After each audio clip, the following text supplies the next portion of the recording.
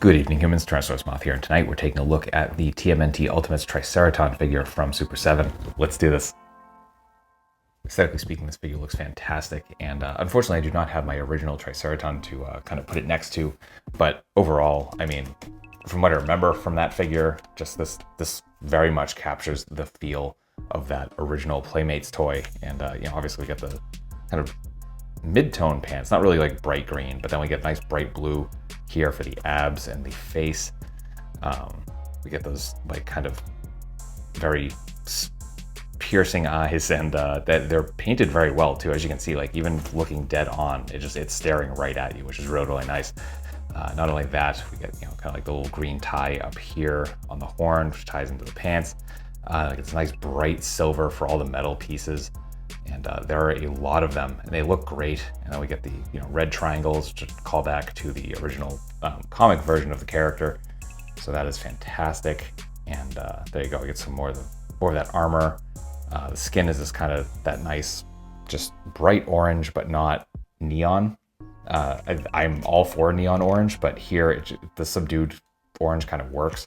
And we get some nice texture work here on the skin. So we got the tail. Not as much here on the torso, and then we get some more on the arms. A little bit of nice kind of shading going on around the muscle, just kind of bring that sculpt out. And then we get the belt, and this is where a lot of details are. So we get some pouches. We get this kind of clip or magazine going on here with some very large shells, it looks like. We get a couple of grenades. And then, of course, a couple of rats, which are painted exceptionally well. As you can see, like tails are painted. The bodies have this nice kind of white dry brush over that dark gray. The eyes are X'd out, like really nice. That's probably the best painted part of the entire figure, which is crazy. But yeah, just overall, really cool looking figure. We get a killer loadout of accessories here, and this actually kind of strays from what the line had originally been, which is just like pretty much straight up modernizations of that original line. Here we get some stuff that we definitely did not get with that original figure, but let's start off with hands. And to start off, we get a couple of fists. Then we get a couple of gripping hands. And then finally a couple of kind of grasping hands, painted beautifully as well, all around. Then we get some armaments. So we get the weapons that we saw with that original figure. So we see this like submachine gun, beautiful sculpt, just like the original. And this time we get some silver accents, but overall it's this kind of nice metallic, like kind of baby blue. Looks really nice. I just I don't know if this is going to come across on screen, but it's a very pleasant color. Kind of like they went with that. So very classy looking. Then we get this other weapon he has, and I'm assuming it's a blaster of some sort. Kind of has a Jaws of Life sort of feel to it. Also very weighty. These are both very just like solid chunks of plastic, which is really kind of nice addition. So as you can see, more silver in that same metallic baby blue. Then going back to silver, we get a couple of those canister grenades we saw on his belt. We just get this nice touch of lavender here around the middle of it. So nicely sculpted, good paint, that is there. And then we get some extras, so stuff that did not come with the original figure. So first off, we do get a separate rat, which is also dead because he hates rats, and painted just like the ones on his belt. Again, just really nice attention to detail. Probably the best painted part of the figure in terms of just kind of adding some depth to it. Then we get some other stuff we didn't see with the original figure. First off, my favorite, this gas mask, which I'm assuming is some sort of nod to the comics or something. Let me know if you know in the comments. But it's in this really cool, just clear, like this translucent clear plastic. The hose as well, you can see it has a lot of give. Comes down to this control piece. See all those kind of a readout, buttons, sort of speaker vent, more buttons on the top. Dial, just like really cool details. We got this clip here as well that just clips onto the belt, as you saw in the beginning. And these do just kind of come off these pegs.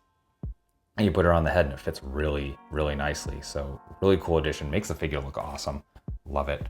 Then we get two different arm pieces. So first we get this with two straps. I actually haven't bolted these in. The pegs on most of these things don't seem to be molded very well, so I'm gonna heat them up and try to get those on. But this is almost kind of Predator-esque in that it's kind of a or I guess it's almost like a Pip-Boy as well. You know, it's kind of wrist communicator. Got kind of a couple green screens. We get a speaker, and other than that, just that nice bright silver and a very fluid hinge. So really cool. And finally, probably one of my favorites aside from that, and that is this kind of wrist blade. Really nice and futuristic looking, and the beautiful translucent green. Catches light really nicely, and especially with this design, again, if you light it, it just kind of gives that extra glow. And this just has one strap. And again, did not get that. Seems like the peg is different. Definitely not a like perfect circle like hole is, so it's gonna take some work. But overall, still a cool piece and holds on the figure. So that will do it for accessories. Articulation balance here are both nice. As you can see, freestanding kicks thanks to both the wide feet and just the balance of the figure. So that's very nice. And then overall, we do have a ball joint for the head. However, because that head sculpt is so tight, like not really any up or down, tiniest bit of tilt, I guess. Yeah, there you go. And then you get some rotation. So definitely a bit hindered, a little bit too tight, I think, in terms of the way they sculpted that, but you can make it work. Shoulders come up to about here, so not quite reaching our T. We do get a bicep swivel, but it doesn't actually move because he is so swole like that. Again, just a tight sculpt, really letting that cuts there, but it doesn't do anything. So there's that. Our shoulder, our elbow here is single jointed, and we go about there. Not much range at all. You get something. You can definitely get some poses there. You get swivel there as well. Then we get hinge and swivel at the wrists, all horizontal. We do have a ball joint here at the waist, but you're not getting anything. No forward, no back. It's basically just a swivel, and even then, you can't even go all the way to the side, which is unfortunate. So it's a little sad. So definitely very, very limited in terms, certainly up here for the hips. Full splits, which is awesome, kind of balances out a little bit, not fully, but it's there. Front kick, full 90, beautiful. We get thigh swivel. We get single jointed knees, which come to a full 90, which is nice. I forgot to mention in the aesthetics that, yeah, they made the disc green, unfortunately. But that's because, I mean, it looks fine there, and it looks more like the back of pants. If it was orange, it would show up normally. So it is what it is. We do get rotation at that joint as well, but we also get rotation down here at the ankle. If I can get that to actually work. There we go. The right one is actually really loose on mine, as you can see right there, but right here, so you get some rotation, you get some really nice point, some decent forward, and a whole bunch of rocker. So that will do it for articulation. Getting into size comparisons, here is with some other anthropomorphic dinosaurs, with some other Super 7, with some domestics, with some imports, with some monsters. Finally, with an articulated icons Oni and yours truly in human form as the Valverse Action Force figure. So my final thoughts on the TMNT Ultimates Triceraton figure from Super 7 is that it's a really solid figure overall, though there's definitely some stuff kind of holding it back. Again, some of the lack of articulation in the upper torso, just the head basically being a swivel, the biceps not even moving at all, the you know, kind of one tick of articulation you get in those elbows.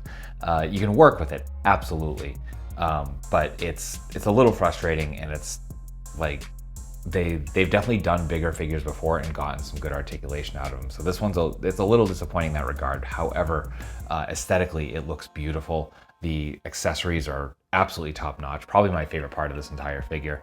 It definitely is like it touches on those nostalgic vibes, with also kind of giving their own sort of flavor to it again with those extra accessories. So, you know, I definitely recommend it if you're a fan of just, you know, dinosaur figures, of TMNT figures, of anthropomorphic dinosaurs specifically, pardon me, or anything like that. But, you know, for a lot, I think this might be an easy pass. But, you know, I recommend it personally.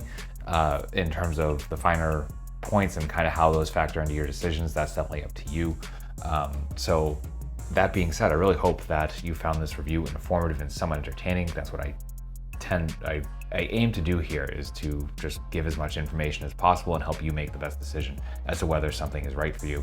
So I hope I accomplished that. And if that's the case, then I hope to see you back here because we have multiple reviews a week of action figures just like this. But really, at the end of the day, I just hope you're well. Hope that all of your toy dreams come true. And most importantly, I hope that you and yours stay weird, simians.